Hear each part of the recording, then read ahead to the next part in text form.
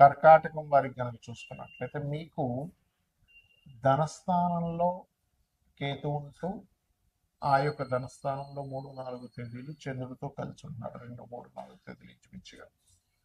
కాబట్టి పర్టికులర్గా మీరు కుటుంబ విషయాల్లోని ధన విషయాల్లోని ఈ తేదీల్లో కొంత జాగ్రత్తగా ఉండండి.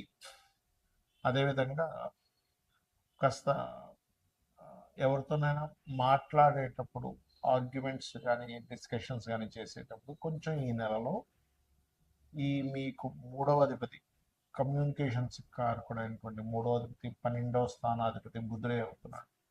ఆ యొక్క బుధుడు పర్టికులర్గా మీకు సప్తమ స్థానంలో ఫస్ట్ హాఫ్లో ఉన్నందుకు కొంచెం మధ్యవర్తి మూలంగా కొన్ని వివాహ సంబంధించినటువంటి విషయాలు కుదురుతాయి చెప్పాలంటే. అలాగే ఫస్ట్ హాఫ్లో అంతా కూడా ముఖ్యంగా 5వ తేదీ లోపల మీ యొక్క జీవిత భాగస్వామి పేరు మీద ఏదైనా ప్రాపర్టీ తీసుకోవడం ఇట్లాంటివి ఉన్నాయి.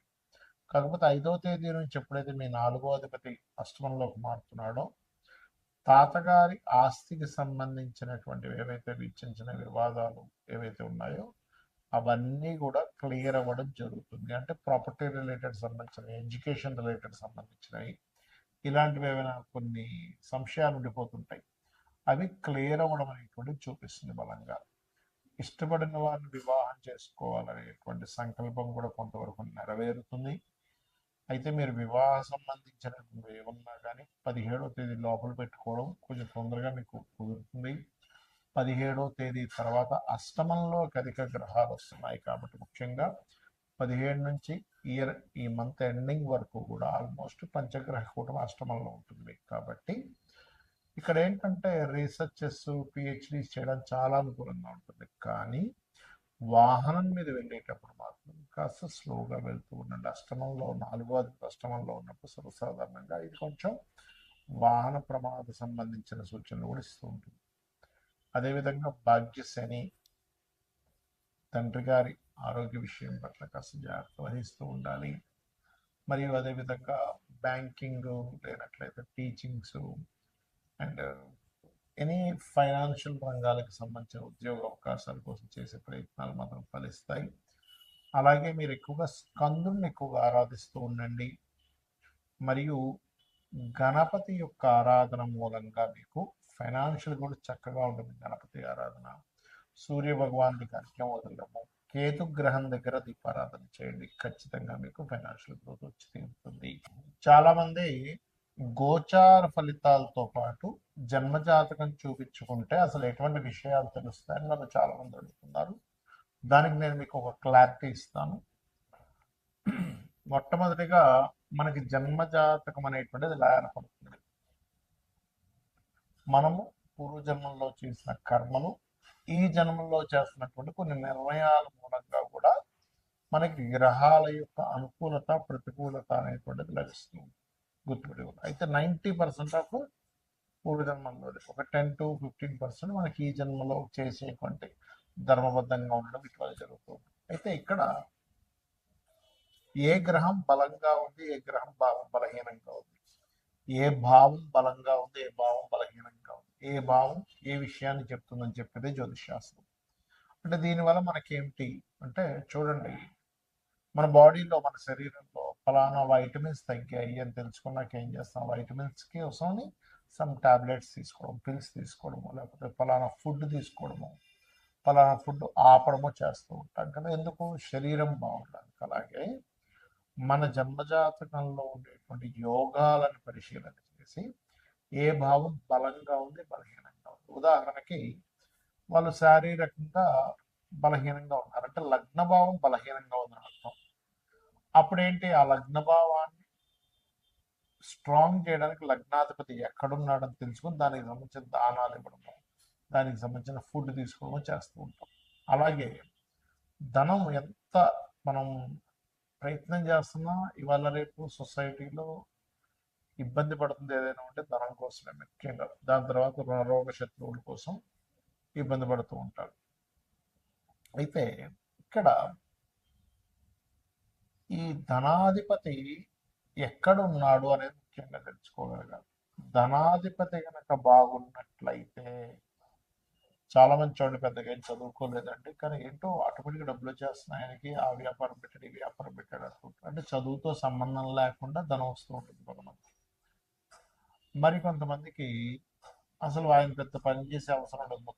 ముత్తాతలు ఆ, రకరకాల ప్రాపర్టీస్ కొని ఉంటారు, వాటి రెంట్స్ వస్తూ ఉంటాయి.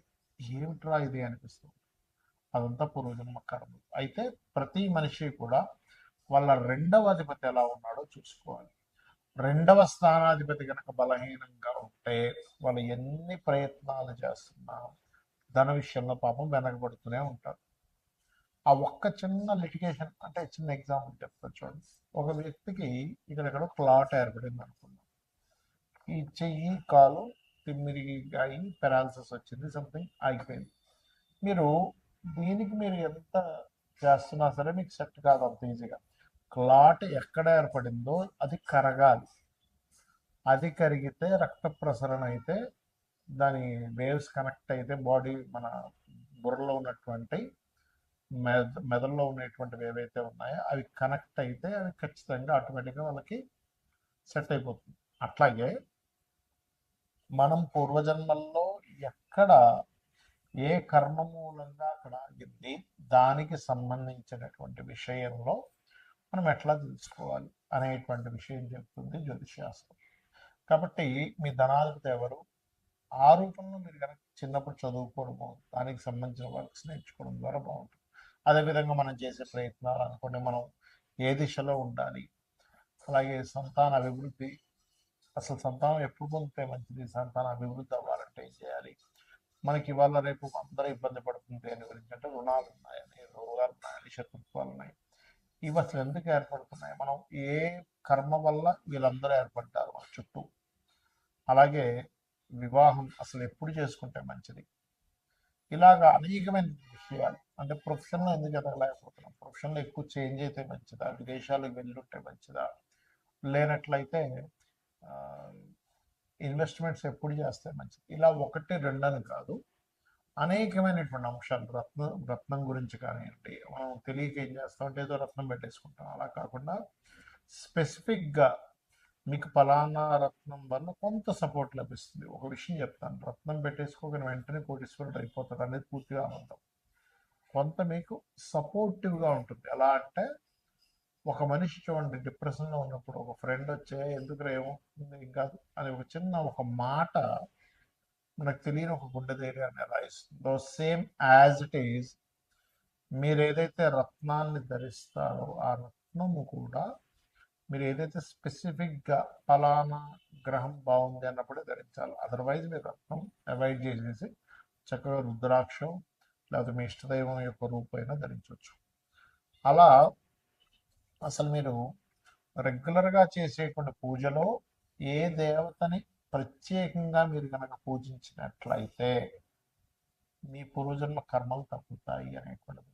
సరే జాతకం లేదు, అప్పుడు ఏం చేయాలి, ఫైనాన్షియల్ గ్రోత్ కావాలి అనుకుంటున్నారు, ఓం సంపత్కరి సమారూఢ సింధుర ప్రజ సేవితాయ నమః, లేదా ఓం ధర్మాధ్యక్ష ధనాధ్యక్ష ధనధాన్య వివర్ధనే నమః అని చేసుకోండి. అలాగే అది అప్పులు ఉన్నాయి, ఓం అపర్ణాయ నమః అని చేసుకోండి. లేదండి నాకు ఉద్యోగ సంబంధించిన విషయంలో ఇబ్బంది ఉంది, ఓం మాణిక్య మకుటాకార జానుద్వయ విరాజితాయ నమః. అలా కాదు, ఎంత సంపాదిస్తున్నా లేకపోతే ఏం చేస్తున్నా నాకు హ్యాపీనెస్ లేదు, లేదా బిజినెస్ ఇంప్రూవ్మెంట్స్ అవ్వట్లేదు అనుకునేటువంటి వారు ఓం ఇంద్రగోప పరిక్షిప్త స్మరతోనా భజంగికాయే నమః అని మంత్రం చేసుకోండి. ఇలా ఒకటి రెండని కాదు, మీరు ఏదైతే అనుకుంటారో ఆ సంకల్పం మనసులో, అంటే మీరు ఫలానా ఉద్యోగం రావట్లేదు, ఓకే వివాహమే అనుకోండి, ఓం కామేశబద్ధ మాంగళ్య సూత్ర శోభిత కందరాయ.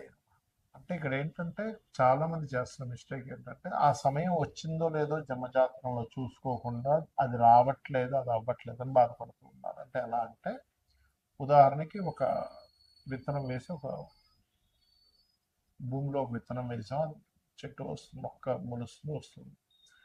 మొలుస్తున్నప్పటి నుంచే మనం చూస్తూ ఏమిటి కదా ఇంకా పళ్ళు రావట్లేదు పుష్పాలు రావట్లేదు అంటే అట్లా. అదొక ఏజ్ వచ్చిన తర్వాత ఇన్ని సంవత్సరాలకి అది పుష్పాలు ఇస్తుంది లేకపోతే ఫలాలను ఇస్తుంది అనే ఒక నాలెడ్జ్ ఉందనుకోండి, అప్పుడు హ్యాపీగా ఆ 8 సంవత్సరాల తర్వాత వస్తుంది అని ఒక ఫిక్స్ అయి ఉంటుంది. కాబట్టి ప్రతి జాతకానికి కూడా ఎప్పుడు వివాహం అవ్వాలి, ఎప్పుడు చేసుకుంటే మంచిది, ఎప్పుడు ఇన్వెస్ట్మెంట్స్ చేయాలి, ఏ రంగాల్లోకి వెళ్తే మంచిది, ఎందుకు ధన సంబంధించిన ఇబ్బందులు వస్తున్నాయి అని ఒక క్లారిటీగా ఒక జ్యోతిలాగా వెలుగుని చూపించేది, ఒక దారిని చూపించేది జ్యోతిషాస్త్రం. కాబట్టి మీరు తెలుసుకొని అమ్మవారి అనుగ్రహంతో మీరు చక్కటి ఆయురారోగ్యాన్ని పొందుతారన్న మనస్ఫూర్తి కోరుకుంటూ శ్రీమాత్రే నమః.